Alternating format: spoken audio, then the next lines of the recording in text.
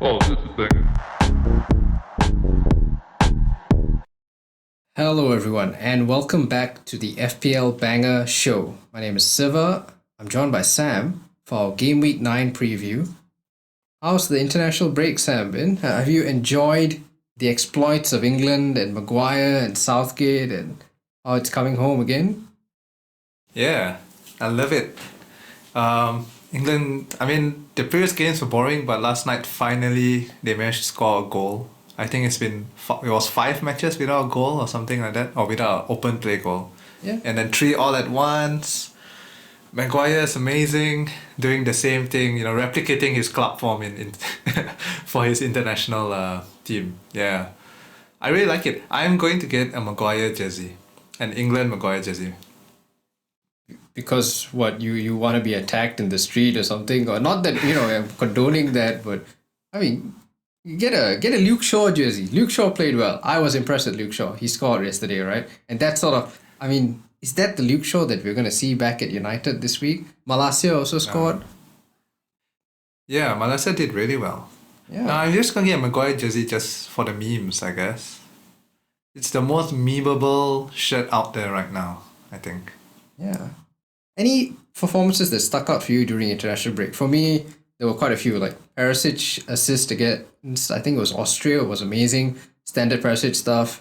I thought Mitrovic getting a hat-trick for Serbia. Haaland scoring, same stuff. Nothing surprising there. KDB did really well. You did? For Belgium. Goal and assist, I think. Yeah, goal and assist. Son with a free kick goal. A few of them did quite well, I think. Although I don't put any stock on international form when it comes to, club is a totally different thing. It just doesn't exist. It's like a different realm or something. Yeah, good for fitness, I guess. But other than that, don't really care much. Yeah, but as you say, good for fitness. That takes us to our first question. It wasn't so good for someone else's fitness. So Alexander Isak is now out for a few weeks. He played against Bournemouth, seemed perfectly fine, goes on international duty, doesn't even play, but somehow gets injured. And apparently Callum Wilson should be back, but just coming back from injury. So how fit is he? Who knows? Chris Wood has an injury. ASM is touch and go. So our first question here from FPL 7 Mins. Who's the best Isak replacement based on the assumption you already own Haaland and Mitrovic, which I think was the wildcard template for everybody who did it last week. We went in with Haaland and Mitrovic. So I don't own Isak, Sam, so it's kind of hard for me to sort of relate to this. You do though, right? I do own Isak. Enjoyed 1 goal. You can't complain, right? He returned the week you brought him in, but now he's injured. Sadly, I don't see any viable replacements. I know you're gonna say Toney. I know people are talking about Toney. I'm just not quite convinced by Brentford, actually. What are you, Gareth Southgate, is it? But Take the guy for international duty, give him 6 interviews before and after, hype him up, and then he doesn't even play a single minute. Yeah. But I'm not convinced by Toney. If you are, then he is quite literally the only replacement. I know FPL Twitter is going on about Dominic Solanke, but really, guys, that's the best you guys can come up with. Personally, I will probably just bench Isak because I do have the bench to do it. Still kind of waiting for news, right? Because it's really vague. It's like, he's out for a few weeks. A few weeks could be what, 1.5 weeks, and he's back next week. So we'll wait for more news. If it's a proper long-term, like 1 month injury and stuff like that, then yeah, probably take him out. But I really don't see any proper good replacements right now. Really, Sam? I've got this up on the screen now. Okay, this is FPL Review's predicted points for forwards up to Game Week 13. Okay, you got some premium guys at the top, Kane, Haaland, then Mitrovic, of course, who was just in a different class. But you got Bamford. Bamford's got decent fixtures coming up. Toney has Bournemouth. And Bournemouth still gave up 2 XG against Newcastle. So for all their defense is more solid now. Actually, it really wasn't. They just got a bit lucky that they didn't concede more. Solanke has back-to-back home fixtures against Brentford and then Leicester. And then after that, he plays Fulham. So So if you're ever going to go for Solanke, I mean, now's not the worst time. A Leicester striker, I know it says Vardy on the chart here, but it could be Daka. Daka started against Spurs, started against Brighton, really cheap. You got the Forest strikers, Johnson. Is it really that bad that you can't take a punt on any of these guys?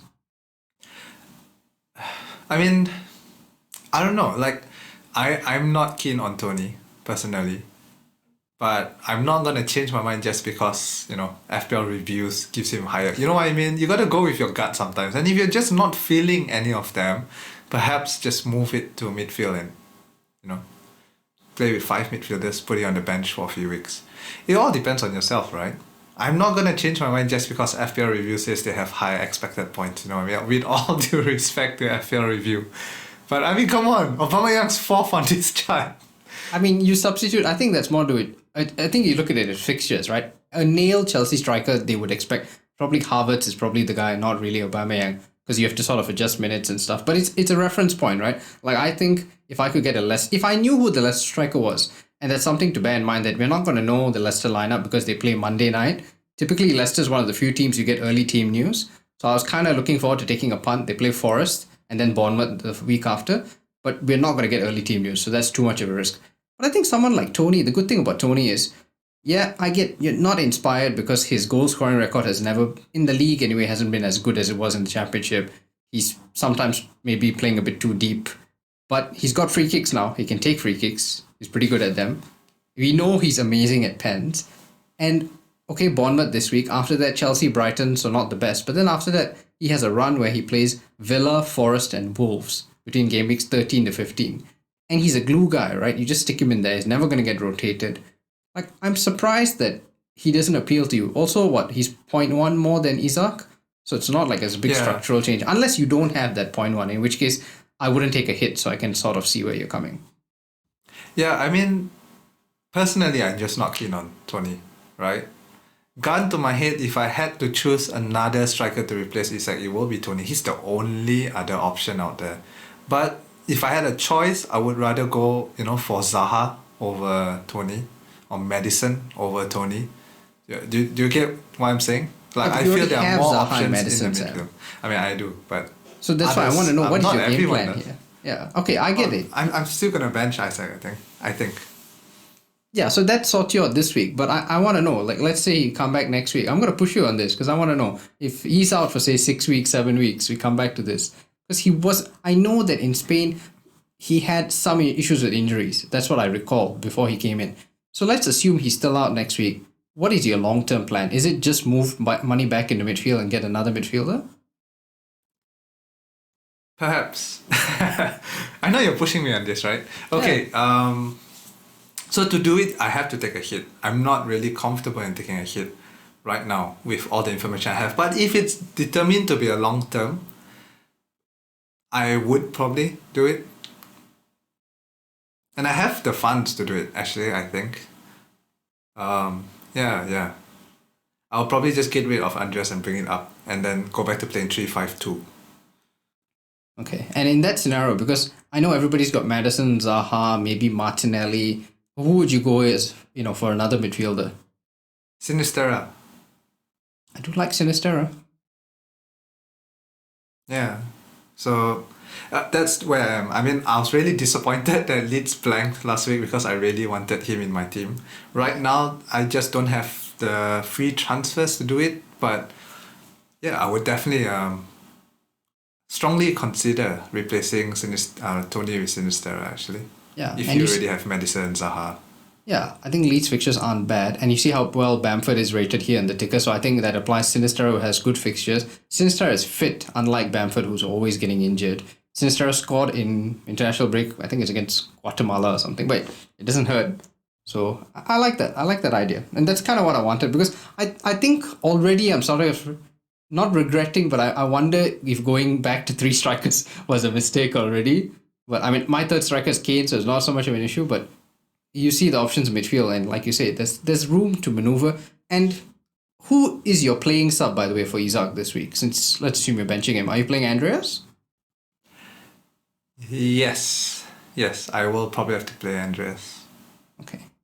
Oh, sorry, before we move ahead, Dominic Solanke. Okay, lot of talk in the community about Dominic Solanke, and I noticed this year there's a big trend about how stupid content creators are pushing him in some sort of conspiracy, like we're running some illegal market where we make shares. So yeah, Solanke like paid all the content creators personally. $1,000 if you mention my name. Some of the comments I saw on Reddit, I posted something about Solanke. People are like, who's pushing this? This is some sort of agenda. It's not agenda. I mean, people like him because he's cheap, right? How do you feel about Solanke? We've known that promoted strikers come up. He's got a great record in the championship. We saw last year what happened with guys like Josh King and Dennis. It didn't really work out in the end. But for Solanke, talisman nailed. How bad could he be? Is he a talisman? I mean, he's the only way they're going to score goals, right? That doesn't mean he's a talisman. It's just their main goal scorer. He's on pens. I'm not hot on Solanke at all. The only thing he has going for him is that he's cheap. But even at his price, I would rather have like freaking Gordon in midfield over Solanke. Hey, Gordon's good. I got Gordon in my team. You don't mess. Yeah, my point exactly. I'd rather, just change formation if it's possible. Especially if you're on a wildcard this week. I know a lot of people are going on Solanke on their wildcard. I don't like it. Personally, I don't like it at all. Yeah. My issue with Solanke is I see a lot of people go with him on wildcard saying that don't worry, by game week 12 I will bench him, I'll have a decent bench. The issue is he's a striker. So it's gonna be hard for you to bench him because every week you're gonna be scared, oh maybe this is the week he will score. He's been close to scoring, maybe I'll play him. It's difficult to bench a striker who plays every week, I think. Because you may miss the goals. He may score in the hard fixtures and blank in the easy ones. He's also playing for a team like Bournemouth, whose first priority now quite clearly is keep a clean sheet. That was the attitude against Newcastle, right? As soon as it gets to 75 minutes, get everybody behind the ball, hold on. So in that kind of team, unlike say a Brentford, why I like Toney is Brentford looks really attacking this year. They're going all out, similar to sort of Leeds. They want to score more goals. Look at how they played with United. Whereas I think in a Bournemouth team, if they get one goal, their priority is sit back, hold, and try and get a point. By the way, Solanke has 0.6 XG so far this season. I know. It's not per game, okay? Like just total 0.6. I mean, fellas like Amel Bella Kotchap has more XG than Solanke. I know. Amel Bella Kotchap is a German international, mate. You don't disrespect. Yeah, Eddie Nketiah has more XG than Solanke, despite playing significantly less minutes. Yeah, I don't know why you want. But their fixtures may be easy, but they are the easy fixture. Okay, so once again, we have predicted points on the screen. Just to be clear, Sam hates these, so I don't know why I bother putting them here. But that's kind of why Solanke is kind of popular. Everybody's like, oh, he's got really good fixtures, but Sam doesn't believe it. I just think my issue with Solanke is you have no escape route, and it's very easy to say you're going to bench him. You will find other transfers to make. Another Isak injury will pop up, and then you will be stuck playing this guy every week. That is my biggest issue with him. I feel like with Toney, if you put a gun to my head, I would play him each week. I don't feel so bad about it. Like Mitrovic, you don't feel bad about playing each week. I think even Bamford, if he was ever fit, but he's not fit. I think when you make a transfer, it's got to be for somebody you're comfortable. Like I have Gordon, and even now itself, I already feel really bad about Gordon, and I'm going to fix that by next week. And I think if you get guys in, you have to sort of be comfortable, especially in Game Week 12 when we blank. I think it's Arsenal City blank. You have to be comfortable actually playing these guys week to week to week. And I feel Solanke is just going to be a problem. By Game Week 13, you're going to be regretting the move. Yep. Okay. Have we earned our £1,000 from Dominic Solanke at formation? No, we have not. So let's try and make it back here with some Liverpool propaganda. We've got questions here about Salah and Trent. I knew this was going to happen, right? Because Salah scored, I think, twice over the midweek international break, then came back early. Trent also did not play a single minute for England. He got to take a photo with the new kit. Good for him. So we have a question here from Vardy Boys. If you can only choose one of Trent or Salah on wildcard, who would you go for? And FPL Hafiz, is it feasible to go without Trent until game week 16? Okay, let's deal with between Trent and Salah. If you're on wildcard, Sam, who would you have? If I had to pick one, it would be Salah. Okay. If I had to pick one, because Liverpool's defense is just terrible right now. And then you're relying on attacking, the attacking returns. And obviously, as good as Trent is, you would bet on Salah getting more attacking returns than Trent. I will go for neither though. But the question is if you had to choose one. Well, if you could only choose one. Oh, wait. My English is bad. If you could only choose one, which means you have a choice of choosing none, that's what I would go for. Okay. Are you not sort of worried about the fact that both of them have had reasonable rest? I thought the Ajax performance, before you shake your head, hear me out. I thought the Ajax performance was very good. Like, I was impressed with Liverpool. I thought they controlled the game. They ran it for most of it. Harsh goal to concede. I think it was a very, like, one of those 0.5 or 0.1 XG chances that they conceded. And they're playing Brighton. There's a lot of theories about this new Brighton coach, right? The De Zerbi, who came from Sassuolo, who conceded a lot of goals. I think they conceded like 58 goals or something like that in his last season there. So their style is about playing out from the back, not playing long, maybe going to be less defensive than Potter. We're making assumptions here. But nevertheless, everybody who was on wildcard this week seems to be going for both Salah and Trent. So what is it about them that you're so confident you would go against them? And if you're not going with them, then who do you go with?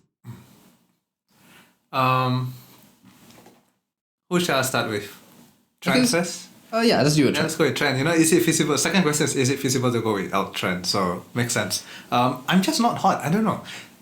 One good game against Ajax, an Ajax team who, I mean, of course they'll be doing well domestically, but they're not.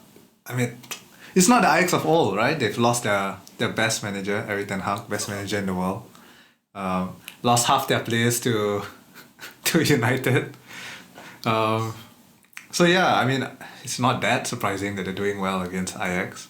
They just can't seem to do it in the league. Now, they could have used this 2 weeks international break to, really refocus and stuff, because I think just mentally, the Liverpool players were kind of in a bad place, just being really sloppy in defense, which is not something you usually associate with Liverpool. However, I just feel it's not worth it. As the most expensive defender in the game and the most expensive attacker in the game, Trent and Salah, I just feel it's just not worth it. Now, they may come good, they may return and things like that, but I think players who are priced lower than them can match or do better than them in this period. So what I've been trying to do, or what I realized during this international break, because I did put a lot of thought into this, and I realized we attach a lot of historical attachment, especially to Salah, I think. We are so scared because of the historical, how he has been the past 3 seasons, right? But, a few weeks is bad form, a few months is bad form, but his form has been bad for, almost a whole year now since the African Cup of Nations ended. There comes a point where it's just not worth it anymore. If you changed his name, but put the exact same returns and the exact same price, I guarantee you people would not be going on Salah. Or Trent for that matter. So, yeah. That's where I am right now. Okay. Interesting. This will not be a popular view, Sam. People don't like it when you mention AFCON. But it's the truth, right? But maybe I'm biased because I'm one of those who got off Salah early last season and benefited tremendously from it. So maybe I'm really biased in the no Salah club. But yeah, that's just how I look at it right now. I think the Thiago Matip, both of them being back, sort of gives me some concern about not owning them, because I know that with Thiago, they're a much better team. With Matip, definitely better than Joe Gomez.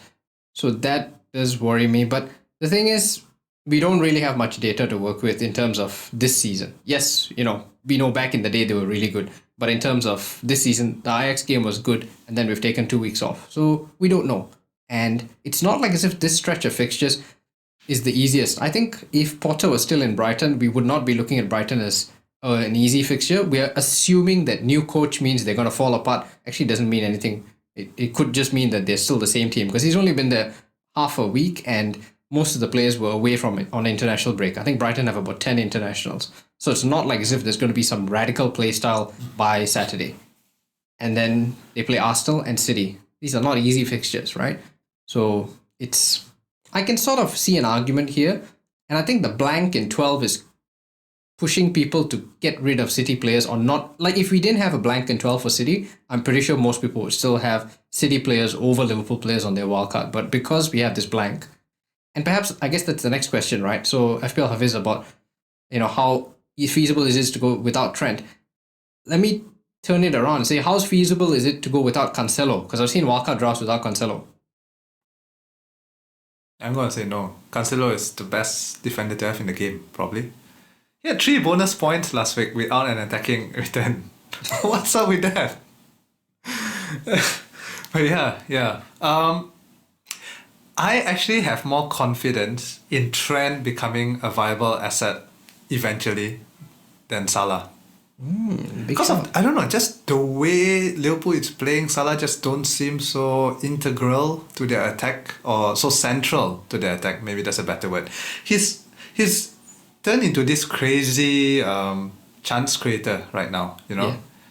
I don't know 24 if you've chances seen the created or stats, something like that, yeah. right? The most in the league, like 10 more than the next or something like that. Yeah. Insane stats as a chance creator, but are you paying 13 mil for assists?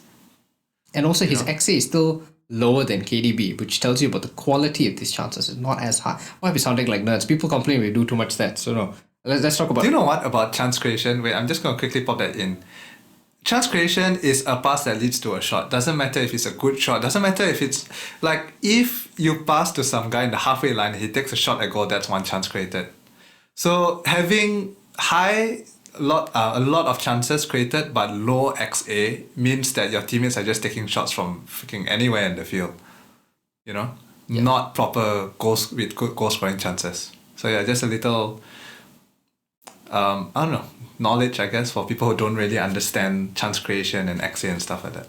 Yeah, and I mean, I don't want to be one of those guys who wants to lecture people about stats, but that's one of the reasons why I've stopped mentioning shots on target and shots this year in the podcast, because when you look at it, it's about quality, right? So XG is important. I don't want to be one of those nerds, but same thing with chance creation. You can create 50 chances, but if your XA is 1 and somebody else's XA is 10 with half the chances created, that's more important. And that's why KDB is just on a different level. He and Salah have the same chances created, but KDB's XA is much higher. And that's why I would still think KDB is a better asset. And I really think if you take away that blank, we would not be having this conversation. And I think 1 week, and granted it's Liverpool v West Ham, not the easiest fixture in the world, right? Game week 12. That should not be the only reason why you're taking Liverpool players ahead of City players. And even Spurs. Yeah, and I think just on a side note, historically, one of the reasons we always get Salah is because of his consistency. You've heard people say, when in doubt, captain Salah. If you don't know who to captain this week, just captain Salah. Because, reasonably you could expect him to return somewhat. May not be the highest of the week, but at least some returns. But we got that in Haaland now, Everyone's just captain Haaland. Doesn't matter what fixture. And that kind of dents Salah's appeal a bit. Yeah.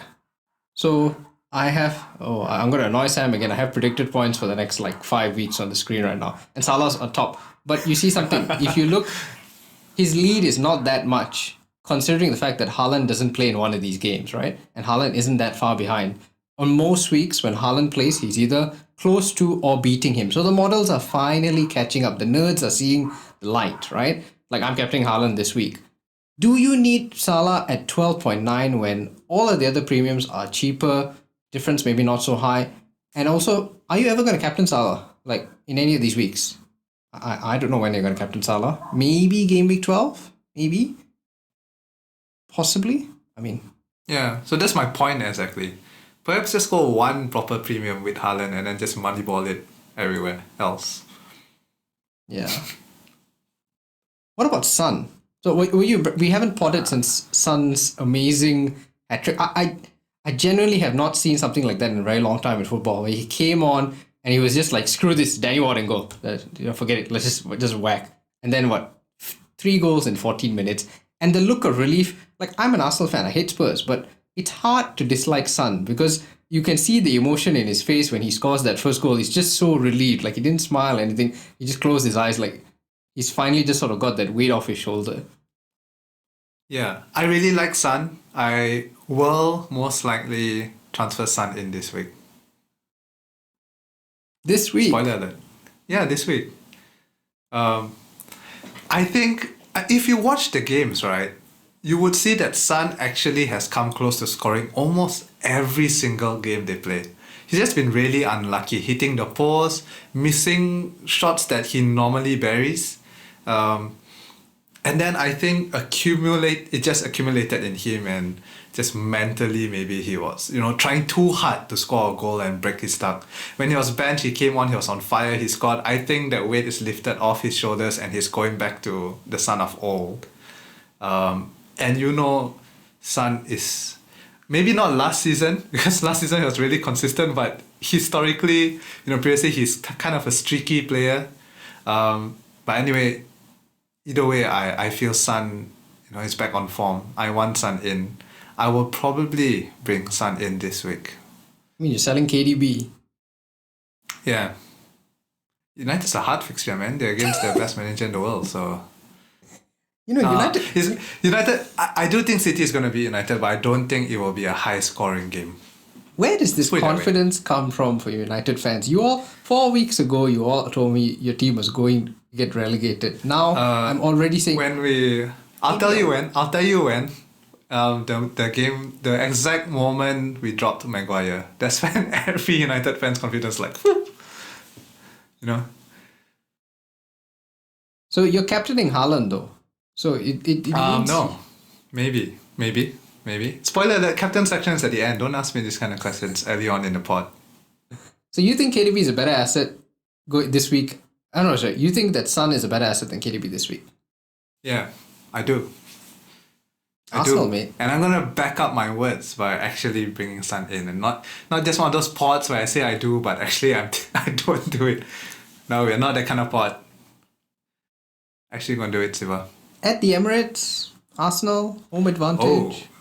Aha. So I've prepared stats for this. Which actually right? So you've seen the stats. You're just leading me, segueing, preparing a platform for me to present it, which I appreciate, Siva. Son's last 6 games against Arsenal. 4 goals, 4 assists, 1 blank. And in that blank, he actually took off injured in 19 minutes. So if you discount that game, that's returns in the last 5 games against Arsenal.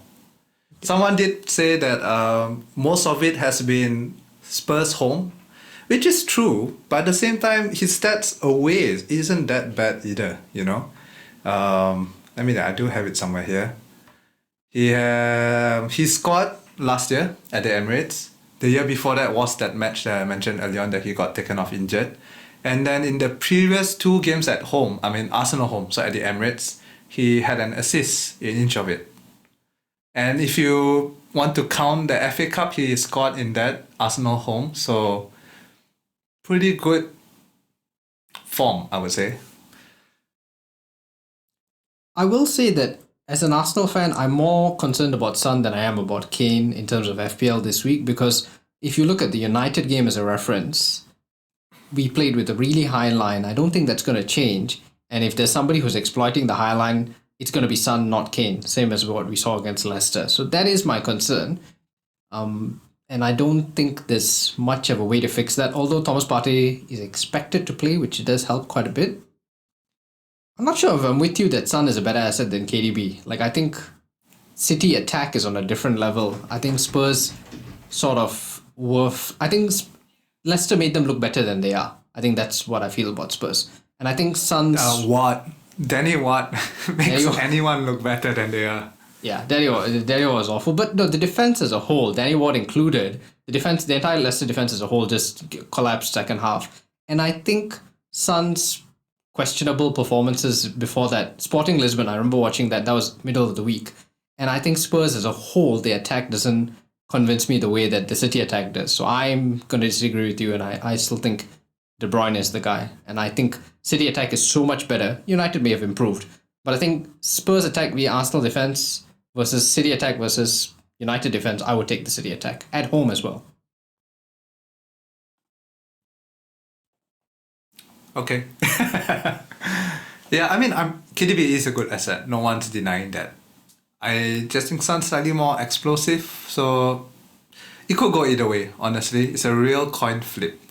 Yeah. But I do like the idea of switching from KDB to Son in Game Week 12 when City blank. I do like that idea. Because I think Spurs play United that week, so that should be interesting.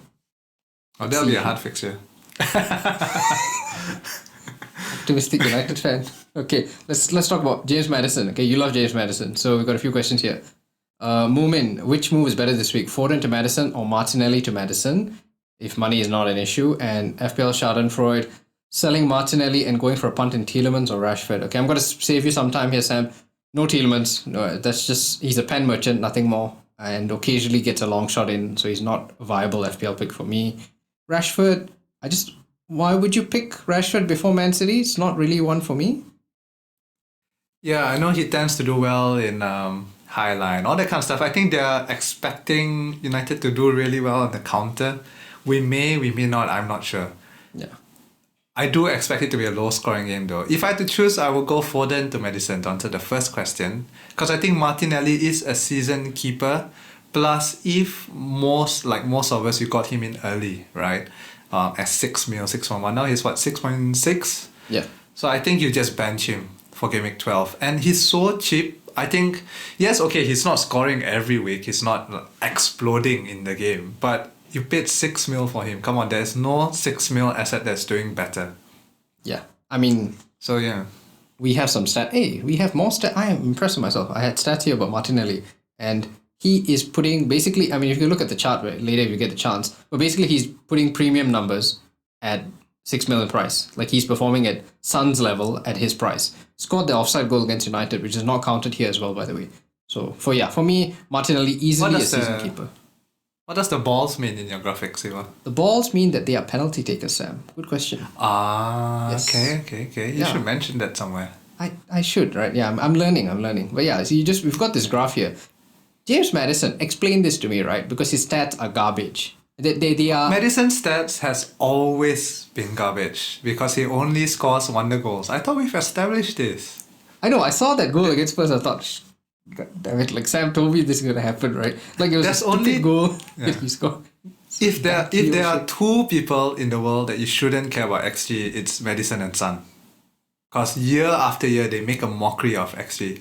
Now, XG is just the average chance of a player scoring, right? Average. But certain players are just better, at finishing and things like that. Maddison is just really good at free kicks and long-range shots and stuff like that. So he always will overperform his XG. Son is just extremely clinical. I think partly because he doesn't have a weak foot. On paper he does, right? So XG takes that into account. The ball falling onto your weak foot, but practically his weak foot is just as good as his strong foot. So that's why he always overperforms his XG. Yeah. There's a story, I think, I think The Athletic published it during the summer where Son's dad didn't let the kids shoot until they were 15. So by the time they got to be able to shoot a ball, they had all this pent up anger and they just started whacking it in. That's why Son has had 15 years of just anger at his father, all these childhood issues. He takes it out on the ball. Yeah, I think his dad used to make him do juggle the ball while walking around the entire field, doing laps around the field while juggling the ball. Yeah, Dad Heung Min. Yeah. And they asked Dad Heung Min, I'm segueing here, but they asked him about why the younger brother didn't do as well as Son. And he just said, he has no talent. Okay. Good parental skills. Right. Okay, this is how if you want to be a parent in an Asian household, this is how Sam and I plan to raise our kids. Okay. Yeah, you have no talent. Yeah. Okay. So back to the question. What was the question again? Yeah, I agree with you. Don't drop Martinelli. Yeah, if you're going to get to Foden or Martinelli. Yeah, Foden, every week you're going to be checking the team sheet. You're going to be panicking. I see people now saying, Foden's a good pick. Yeah, call me again in 2 weeks when he's subbed off on 58 minutes. It's a transfer waiting to happen. You'll get 1 good week and 6 bad weeks. Do you know who I like though from the City mid? I like Bernardo Silva. You're going to anger a lot of the stat nerds. Under the radar, but he's been really good. Really good since he's been... Yeah, and discount the first 2 games, he wasn't starting because his future, no one knew if he was going Barca or not. But now that since his start, he's only blanked once with 2 goals and 3 assists in the last 5 games. So, yeah.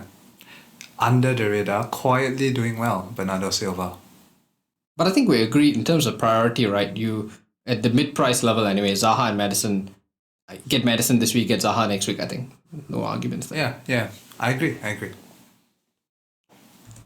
Let's talk about captaincy. All right. So, surprise me. I'm going to captain Haaland, so there's no point in me wasting my time. We've got a chart here that shows stats, but it's really pointless, right? Haaland has 11 goals. That is the same as Salah, Maddison, Toney, and De Bruyne combined. So, I'm captaining Haaland. Yeah, I might captain Son. I will bring him in, but captaincy is a totally different issue. Whoever else you captain that is not Haaland, right? You just gotta pray that Haaland only scores 1 goal. Don't pray that he won't score because that won't happen. But keep it realistic. Pray that he only scores 1 goal with no bonus points. And hope that your guy comes in, 1 goal and 3 bonus points. And then, you've made 6 points on him.